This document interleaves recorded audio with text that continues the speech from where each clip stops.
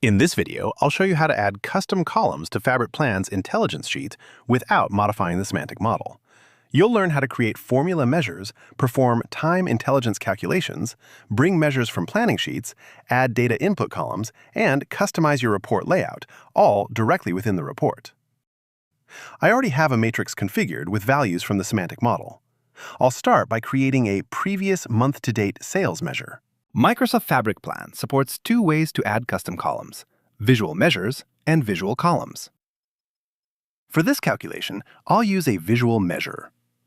I'll insert a formula measure, select the sales measure, and apply the built-in MTD function.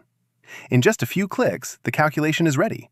Visual measures apply across every column dimension as a measure column, which works well for calculations and analysis. Next, I'll calculate gross margin percentage. I'll insert another formula measure.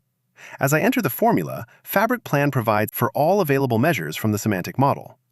I'll select sales and COs directly from the suggestions. Before applying the formula, I'll configure the aggregation type. By selecting formula, the calculation is evaluated correctly across every row, subtotal, and grand total, ensuring accurate percentage values throughout the report. Now let's build a moving sum sales analysis. I'll insert another formula measure, choose sales, and apply the built-in moving sum function. The calculation automatically uses the available date range from the dataset, eliminating the need to manually specify start and end dates. I've created an operational expense measure in the planning sheet. I'll bring it into the intelligence sheet using the From Sheets section in the data pane. Next, I'll use it to create an operating profit formula measure. Since it remains linked to the planning sheet, any updates to operational expense are reflected instantly in the intelligence sheet. Next, I'll add a single select data input column called Product to Promote as a visual column.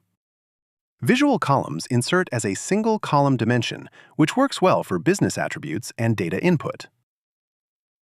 I'll configure it to use values from the product dimension in the semantic model and apply a filter based on the current category.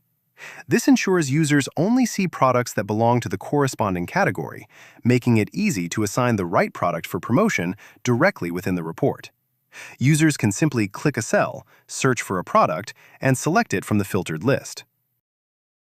The Insert Column menu provides multiple column types, including formula measures for creating custom calculations and data input columns such as text, single select, multi-select, checkbox, date, and person, giving you the flexibility to enrich your reports without modifying the semantic model.